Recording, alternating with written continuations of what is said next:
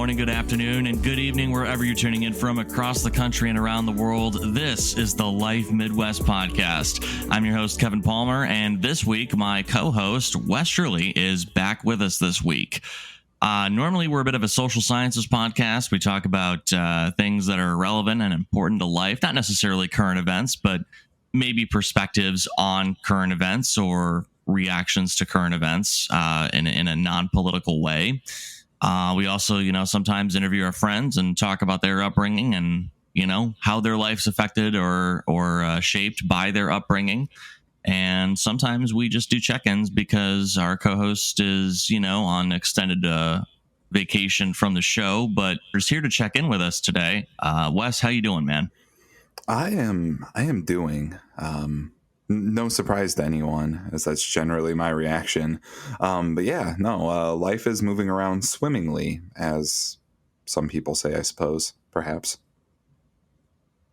I've never used that phrase, but that's okay. We'll roll with it. That's fine. I think it's like a classical British thing. Like you might see that in like someone parodying Gallio chap mate whatever. That was terrible. It's swimmingly. Yes, swimmingly.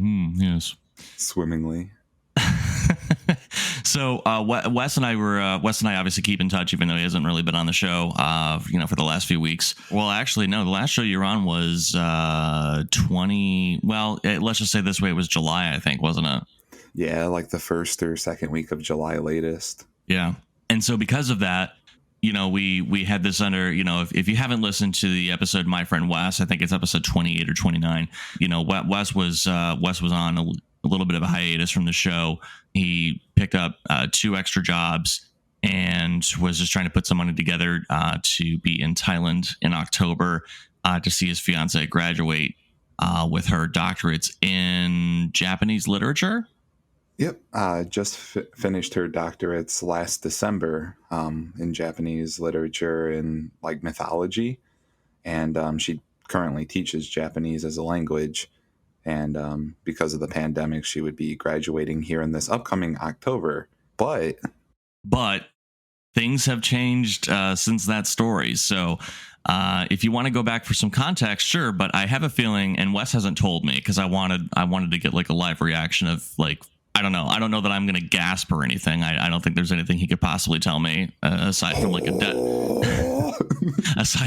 death or a pregnancy, which that would be very impressive if you can impregnate somebody from who's in a different country. But yeah, what do we got going on, man? So turns out I won't be going to Thailand this October. Her graduation again did get postponed. No fucking way. Yeah, so the Delta variant, I guess, is just like obliterating the Bangkok area, like southern Thailand, given its close relation to like the other countries that have the Delta variant running rampant, as well as like the southern portion of the country's kind of laissez-faire approach to tourism. Like if you like are wealthy and want to come in through Phuket, you can. So like I guess you don't have to like quarantine there. I'm not trying to spread misinformation or half information. That's just my understanding of it. If that's incorrect, I apologize. It makes sense. Money equals power. Right. But yeah, so her graduation, of course, would have been in Bangkok. That's where her university is. She lives in the northern province called Chiang Mai.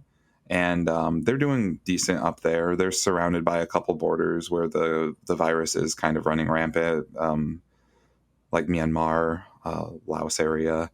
But she would have had to quarantine just to go there and then quarantine coming back. If they did have the event or the graduation, it would have been like me there for 6 weeks minimum just to spend a couple of weeks with her. So it would have been really, really silly. So we're not doing that. It would be a utter and total waste of money. I guess not a waste, but just not really smart. A smart way to spend like thousands of dollars. So I instead am saving the money, but not really because I have like student loan debt. So I'm just kind of working up a running total that I can apply towards the student loans before I have to start paying them, maybe pay some down on the principal and get a kickstart to working that debt off, as well as making it so I'm able to go back, get my master's. have been taking courses online throughout this process. So not only did I pick up the extra job and then sometimes another job, but I've been working on getting a certificate in IT. I'm not looking to leave my company or anything, but I feel like that's a good start. It's like $39 a month to take all these courses, and this certificate comes directly from Google. If you're not familiar, Google owns like 97% of all web traffic in the world. I don't know how accurate that is. Don't quote me. But we'll just say at least 90%. That's probably a safer bet. Right. Like they a lot of web traffic goes through google.com. So Google's massive and influential in all things computers and internet and networking and stuff like that. You probably have visited their servers thousands of times without even realizing it. So through a website called Coursera, I'm taking a Google certificate program and then another one and then another one. Ideally, by the end of it, I will have a IT certificate, meaning I'm certified IT. That goes hand in hand with the, I think A+ is what it's called. And then I will be working on data analytics, data science, and then project management. 3 really highly in demand fields at the moment. And my goal is within a year's time to have all 3 of those certificates completed. And then within 2 years' time, have maybe a master's completed. I just have to work out. I submitted an application to U of M for their data science program. I don't know how I would fund it at the moment, but I'm just curious. We'll see how that goes. But yeah, so my plans have changed a little bit. I've just been working my butt off, collecting money, learning as much as possible, trying to future-proof myself as well as secure a career in the future. Yeah, it's just been wake up in the morning, go to work, come home for like 10 minutes, and then go back to another work, and then come home, do some exercising, do some stretching, eat some food, and then just start studying until I fall asleep. And spend that 7 days a week for, I guess, 6 days a week. On Sunday, I do chill, but I also have to do like laundry and clean my house and stuff. So yeah, I've just been working really hard. All my friends have started getting these computer relevant, technology relevant degrees. So like I don't want to be left behind. I'm probably studying the same stuff you are right now, Kevin, which is exciting. And we'll be able to feed off of each other here in the future. Yeah, that's really exciting. And I think Google is a really good source to get a certificate or a degree from, because I think everybody knows what Google is. I think everybody knows, how big of a role Google plays in the internet and the IT field alone anyways. So what better resource if not from a school to get certified from? So I think it's a great skill to pick up for sure. Are you, just because you touched on it and talked about like, you and I learning the same thing, is there a specific thing that it seems to specialize in? Like, for example, a lot of my stuff has been Linux based. Yeah, so we're using Linux as our kind of go-to. Like so in the course, it's from the beginning to you don't know anything about computers all the way to you can do networking and like work with servers, switches, hubs, know the difference between broadband and so forth. It goes into the actual computer engineering aspect of it, such as modulating low voltage or low current energy and turning it into ones and zeros, and then the computer doing math to read those ones and zeros. Like I know how to count in binary now, and I can code in binary kind of. Learning SQL a bit for the Windows stuff, learning the Linux code. So like, I don't know, route or trace route commands and stuff like that to see if you're getting internet to a certain website and diagnosing the kind of networking issues that may arise. Web security, Wi-Fi security, like putting a WPA key instead of like a WEP or whatever it is. It's like really broad strokes on a lot of stuff, and they really heavily, I mean, it's $30 or $39.99 a month for this course. And it's a 8-month course, but I'm almost already done with it. So like you can be done quicker. So I'll end up paying like maybe $120 for a certificate that would normally cost whatever 40 times 8 is. I'm not good at math. So is it something? So is it something where you just you pay this thing a month and you get access to the full course, and you can kind of progress through it on your own, and you could literally just try to get it done as fast as you possibly could? Like, is that a thing? Or do you have to, or is it like a school setting where you have to wait like a week to, because it sounds like it's the progressive thing and you can just do it as soon as you unlock the next thing. So you can kind of jump and skip around as you want. It says you're supposed to follow the rules, and it says complete this to move on. But if you click on the next thing, you can watch the videos. I think maybe they just block off the test. I haven't actually tried that. But yeah, so it's like, I actually don't know if it is time gated in the sense that if I complete it in 3 months, they're going to make me subscribe for 8 months to get the certificate. If that's the case, whatever, I'll deal with it. I maybe learn to read if I wanted to be mad about that. But yeah, so I'm hoping I'm going to be done here in like the next week or so. I hope they're just going to give me the certificate and I can move on to the data analytics portion of it. Yeah. And then the project management portion of it. And then maybe go for my master's in like engineering or either computer engineering, like mechanical engineering, working with like Arduinos and Raspberry Pis and making Linux systems and doing cool stuff like that. But also like I might want to do data science because you get paid a lot to do that. I guess you get paid a lot to do both. I don't know. The future is vast and I plan to learn as much as possible. It's all super interesting. I never thought I would start liking math. But like Boolean algebra, for example, you kind of have to understand Boolean logic and you have to understand algebra so you can understand how a computer works. Right. So on the Coursera platform, which I'm doing the Google certificate through, there's a total of, in the IT certificate, it's 5 courses. And one of the course is the networking just on its own. And it's a 8-month program that each course has like 5 to 6 weeks in it. So I've just been blowing through everything. I got to the networking portion. I'm like, I don't understand any of this. So I set my desktop background as like representations of the 5-layer and the 7-layer model and just like reference it all the time. There's a lot there. I'm excited that we're learning roughly the same stuff though, because that'll be cool to get into in the future. And you've always been a lot better at retaining knowledge than I have. So I have a feeling that eventually it's going to be a lot of like, we learned the same thing, but I'm going to have to ask you like, hey, what was this again? Because I'm good at learning things and I can retain them for like an exam or a test.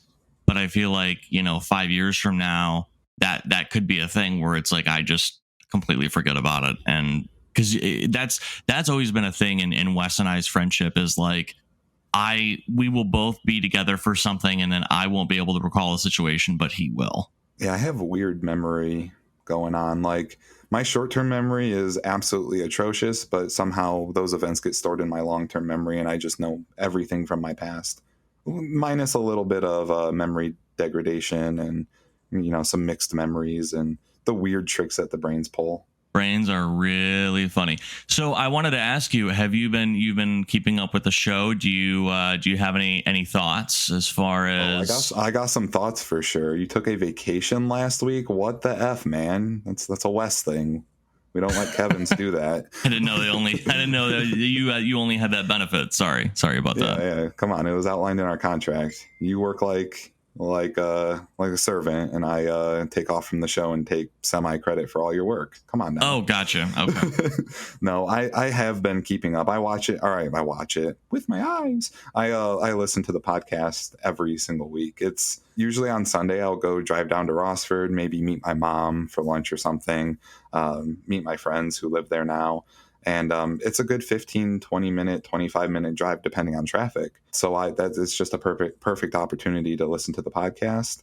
And that's usually on Saturday evening or a Sunday in the afternoon. And so I'm not too far off of the actual episode airing.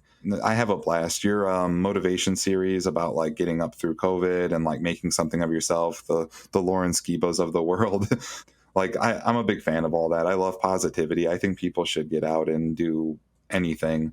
Like any amount of effort you put in any direction, as long as it's focused and for a reason, you're going to benefit from it.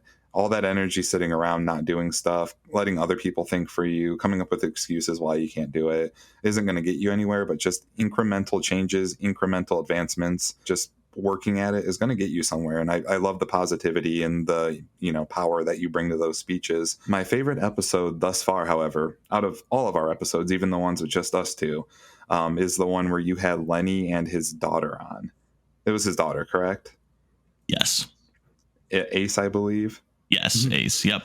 Oh my God, that was great. I got to learn about the next generation and how they think, and it was all really funny. And at one point, you asked her if she considers herself an e-girl, which I lost my shit to because I'm pretty sure that's like internet whores that dress with like neon hair.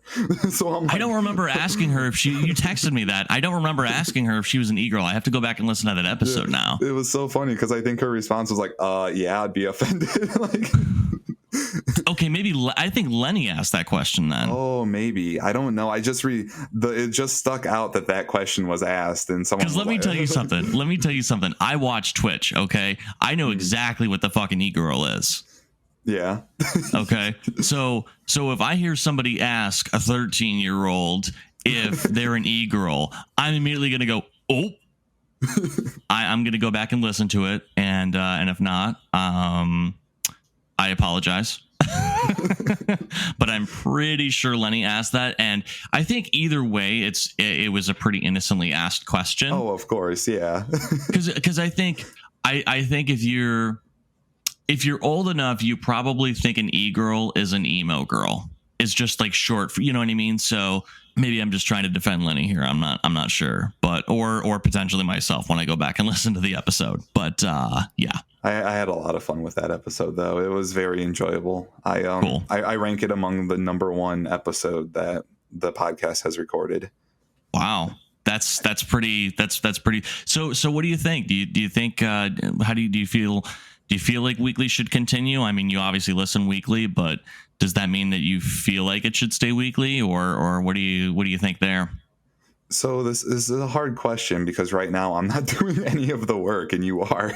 But yeah, I like the weekly, but like I think we should leave it open to the fans if they are, falling behind, if they just feel it's too much. We could go to bi-weekly. I personally like the weekly because it's become a routine. Listen to the podcast on Saturday or Sunday. And also, once I come back, of course, I can help alleviate a lot of the stress and actual work that you have to put into the podcast.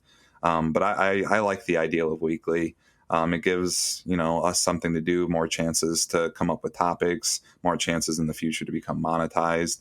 And of course, the way you're taking the podcast right now is just a blast. I am having more fun enjoying and consuming the podcast than I have, doing the podcast, like being a host. I do want to continue being a host in the future, but as a listener right now, I'm quite enjoying it. And on that note, do you still foresee October-ish as a time to return? So October 1st, which is a Friday, is my last day at my second job. I put that date in stone. I told the person I'm working for that I will be done at this date. Please don't ask me to do any more. I'm grateful for what you've given me, but that has to be my last day. I've made the money I need to make. Of course, I could always make more, but also I just need a physical rest too. I mean, after a certain point, I'm just going to become an old crotchety man. But yeah, sometime in October for sure. I don't know if I want to come back the first week I'm done with that job. I would actually like to get my apartment in order. Right now, it looks like a hurricane came through here and just destroyed everything because I'm home long enough to take a poop and sleep. Never shower.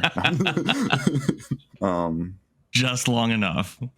Right. And maybe enjoy a week of me not having any responsibility outside of my main job, and maybe even take a day or two off from my main job. I'm thinking maybe second week of October earliest I come back, just so I'm not jumping right back into things and get some type of break from it all.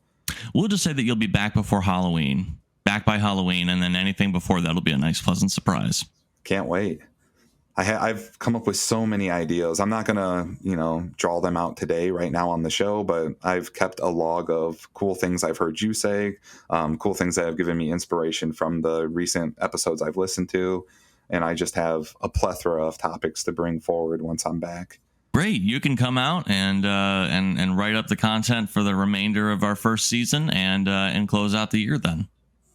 Yeah, I mean, absolutely. Would you say that you have that much? Oh, I'm just curious. Easily. Really? Okay. Yep. I'll, of course, need to have the time to actually get it all written, which won't start until, end of the first, beginning of second week of October. But yeah, I could probably come out with, 12 episodes worth of content. Gotcha. Well, hey, I can get us to Halloween. Coming up on the other side of the break, long distance relationship advice from Wesley. We'll be right back.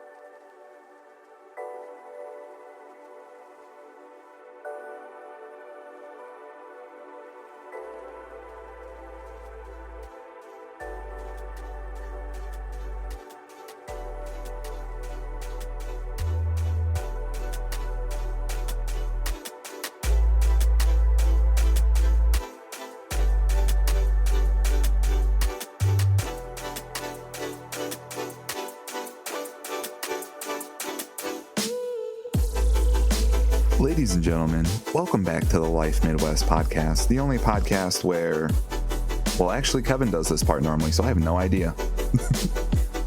I'm your host, Wes, and my co-host, who's normally the real host, Kevin, is with me today. As opposed to a fake host. And just to throw y'all for a loop, or something. This is why I can't be the main host. I'm terrible at it. Hey, if you're looking for ways to support us, we do have a PayPal set up for direct donations because it does cost money to run and produce the show. PayPal.me/TheLifeMidwest, all lowercase, no special characters. You can also reach out to us at all of our major social platforms at The Life Midwest. We appreciate that. Leave us a review on iTunes. Haven't checked that this week, but I don't think we have anything new.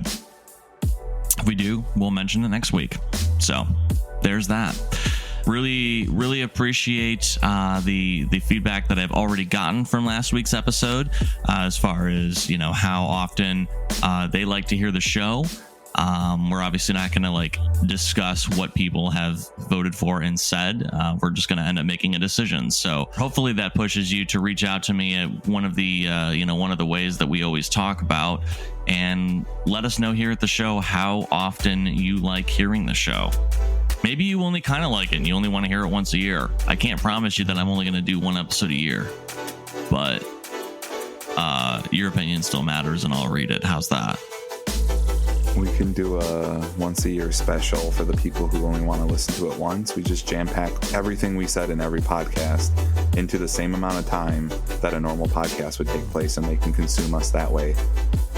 I did think about doing a year-end special, we almost we take December off, as a holiday thing, and at the end of the year, New Year's, I released a compilation of best of moments from the show.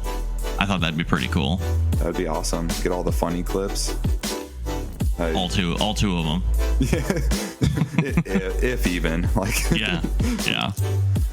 As far as Thailand and all of that, I mean, do you have any plans there? As far as has that been rescheduled?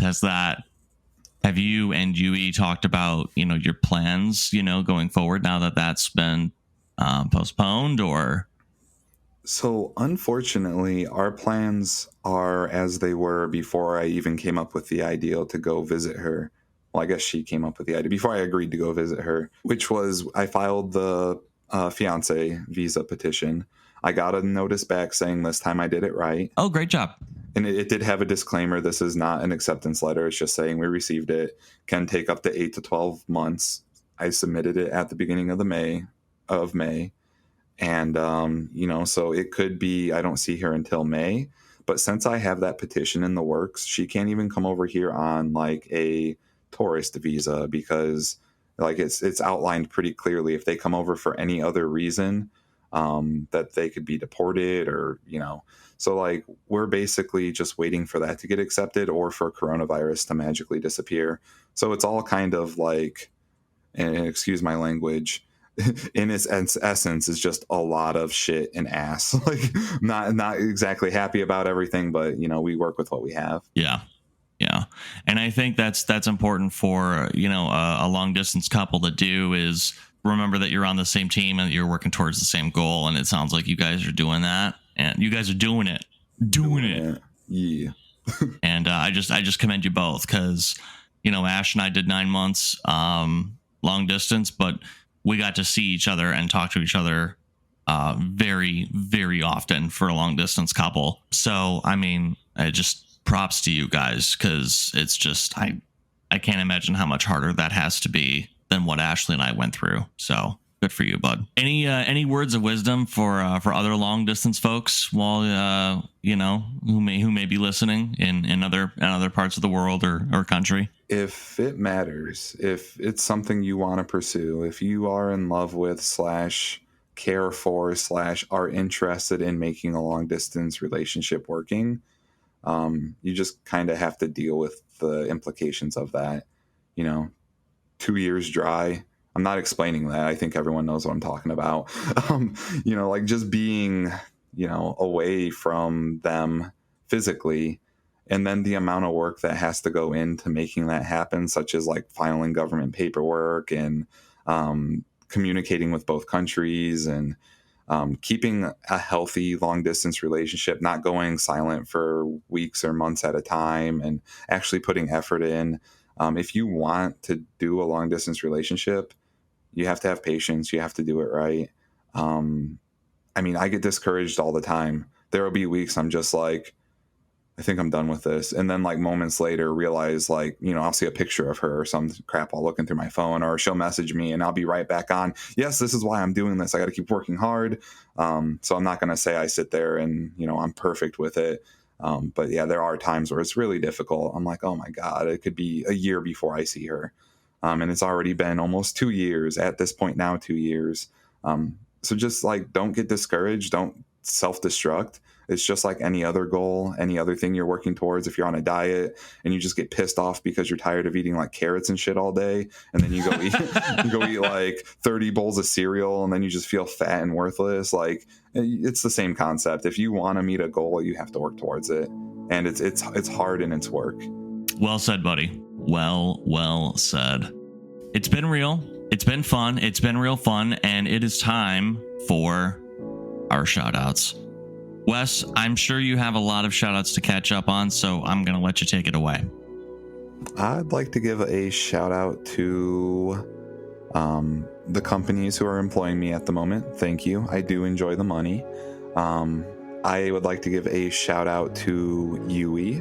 I know it's difficult. Sorry that I'm not able to come. I hope to see you here soon. I'd like to give a shout out to mothers, because we need to be calling our mothers. I'd like to give a shout out to Coursera. They're not our sponsor, but I'm going to see if they can be, because I do truly believe in the program. I've learned so much doing my Google certificate through that website. And as far as getting an education goes, it's $39.99 a month, and it's totally affordable, as opposed to like, you don't need to go to a 4-year college, get a 4-year degree if you can get like a Google IT certificate.